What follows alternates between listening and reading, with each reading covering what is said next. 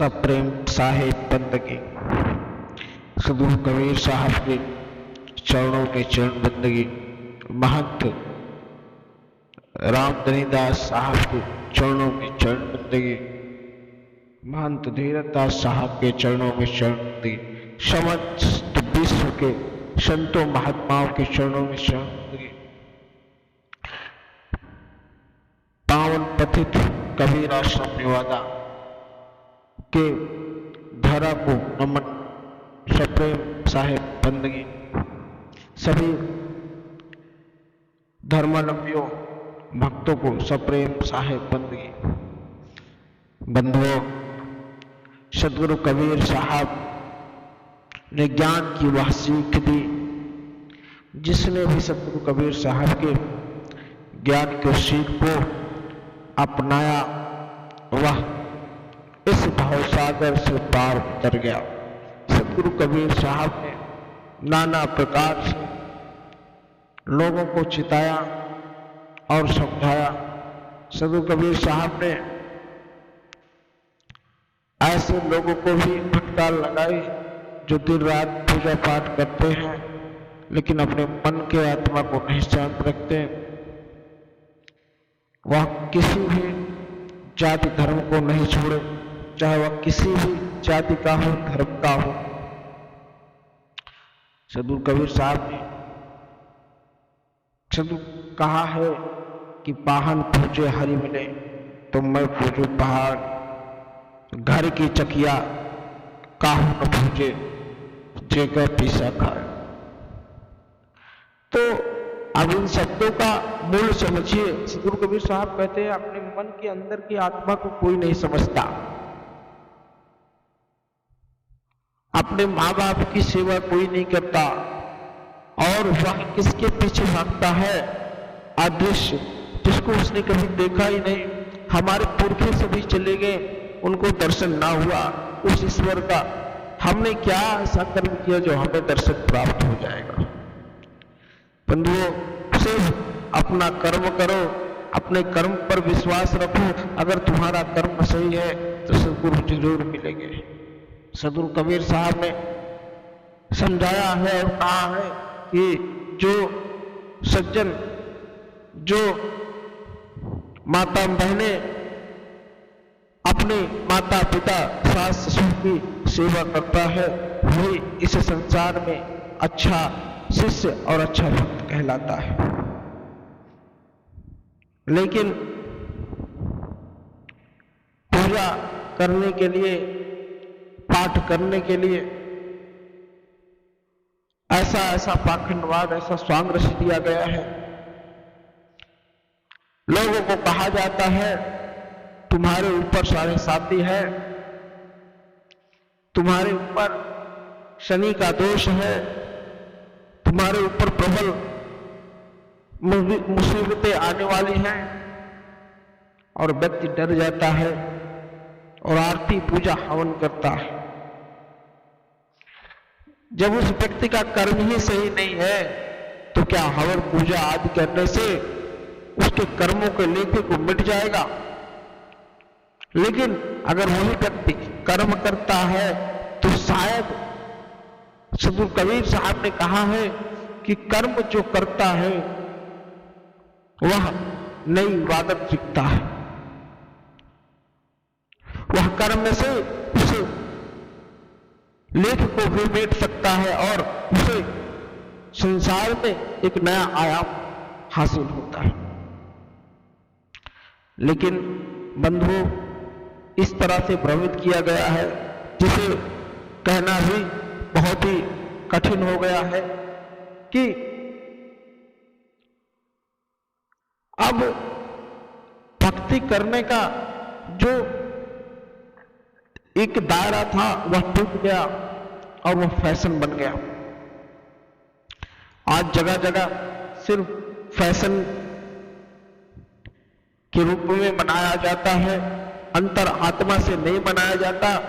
दारू और गांजा का सेवन किया जाता है, मांस मदिरे का सेवन किया जाता है और कौन सी भक्ति की जाती है? जिसका मन निर्मल नहीं होता उसे भक्ति करने से उसको क्या फायदा? लेकिन जो पाखंडवाद करने वाले लोग हैं वह कहते हैं कि तुम ऐसा करवा लो जिससे तुम्हारे ऊपर से जो सारे साथी है वह हट जाएगा। सदगुरु कबीर साहब मुस्लिमों को भी लताड़ा है, उनको भी नहीं छोड़ा। उनको भी कहते हैं कबीर साहब कि काकर पातर जोड़ के मस्जिद लई बनाए, ताचड़ मुल्ला बाग दे क्या बहरा हुआ खुदा है। अरे मौलवियों, कंकर पत्थर जोड़ के इस प्रकार से तुम सुबह सुबह चिल्लाते हो, वह मन की आत्मा से अपने खुदा को नहीं याद कर सकते, उनको नहीं भुला सकते और पूरे नगर में ढिंढोरा पीटते हो। क्या तुम्हारा खुदा बाग देने का मतलब कि चिल्लाते हो, बहरा हो गया है जो इस प्रकार से चिल्ला चिल्ला कर उसे बुला रहे हैं। सदगुरु कबीर साहब ने ऐसे ही ज्ञान की गंगा बहाई और जो सदगुरु कबीर साहब की ज्ञान की गंगा को समझ गया वह इस संसार को छोड़कर सत्य के अमृत सागर में वह गोते लगा रहा है। सदगुरु कबीर साहब को जो भी व्यक्ति समझ लिया, जान लिया, वह इस काली निरंजन के संसार से उसे सभी दुखों से दूर होकर उस परम पिता परमेश्वर का दर्शन होता है और उसे सत्य लोक की प्राप्ति होती है। आज नाना प्रकार से जिस प्रकार लोगों ने ऐसा ऐसा स्वांग रचा है, कांवर जाते हैं और एक एक महीने सावन का व्रत रखते हैं और उसके बाद उनको देखिए उस सावन महीने में भी दारू और मांस का सेवन करते हैं। कुछ लोग नहीं भी करते हैं, लेकिन उनका जो कार्य है वह एक महीने बाद किस प्रकार हो जाता है। किसी भगवान ने, किसी शंकर भगवान हो या भगवान राम हो, भगवान विष्णु हो, किसी ने यह नहीं कहा कि तुम सुरापान का सेवन करो, शराब का सेवन करो, मांस का सेवन करो, उसका आहार करो, किसी के दूसरे जीवों को मारकर खाओ, ऐसा किसी ने नहीं कहा। लेकिन लोग अपना पेट भरने के चक्कर में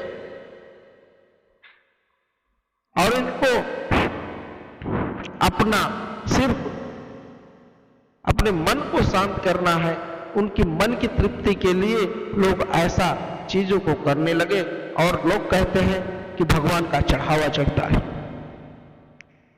अगर भगवान का चढ़ावा चढ़ता है तो छोड़ दीजिए, काली मां के मंदिर में छोड़ दीजिए, भैरव मां के मंदिर में छोड़ दीजिए, किसी भी देवी देवता ठैया भवानी को छोड़ दीजिए, उस बकरे को देख तो क्या वो काट के खा लेती। अरे मूर्खों, तुम किसे मूर्ख बना रहे? सदगुरु कबीर साहब की आंखों से कोई बचा ना बच पाएगा। इसीलिए सदगुरु कबीर साहब अपने शब्दों के लिए जाने जाते। सदगुरु कबीर साहब कहते हैं तुम में इतनी शक्ति है, तुम्हारे देवी देवताओं में इतनी शक्ति है, वो अगर बलि लेना चाहते हैं तो उन्हें छोड़ दो और वो काट के खा ले अपने आप। लेकिन तुम क्यों काट कर उनको खिलाने के नाम पर, तुम खुद चढ़ावे के नाम पर उनको खुद उसका सेवन करते हो। यह पाखंडवाद इतनी जोर से हावी हुआ कि सनातन धर्म पे एक प्रहार है। सनातन धर्म को बदनाम करने का काम किया गया।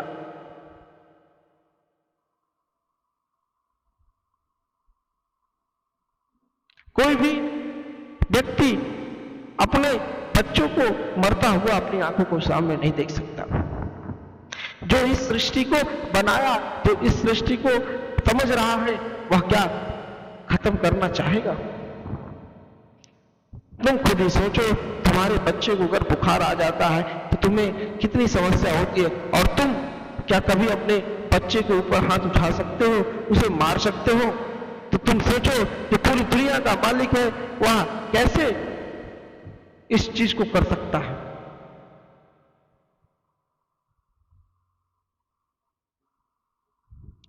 लेकिन बंधुओं, यह सिर्फ छलावा है, और ऐसे छलावा करके लोगों को गुमराह करके लूटने का काम किया जा रहा है।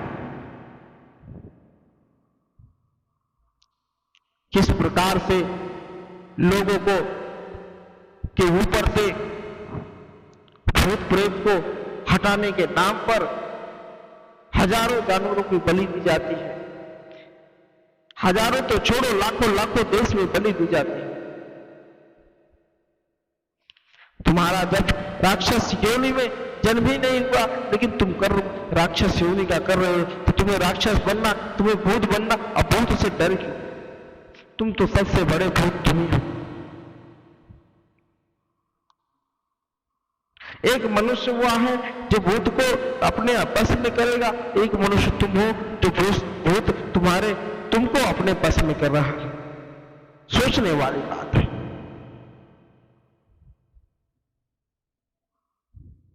तो तुम कर्म जो कर रहे हो उसे भोगना पड़ेगा। आज तुमने जिस प्रकार से जीवों के ऊपर हत्या की, उसका परिणाम तो कल भोगना ही पड़ेगा। लेकिन मनुष्य इस भोग विलास में इतना हो गया है कि उसे सत्य की और सत्य बातों को जानने के समय नहीं रह गया उसके पास। जो भी सत्य बातें जानना चाहता है, जो भी समझना चाहता है, वही व्यक्ति इस मोह जंजाल से दूर हो पाता है। सदगुरु कबीर साहब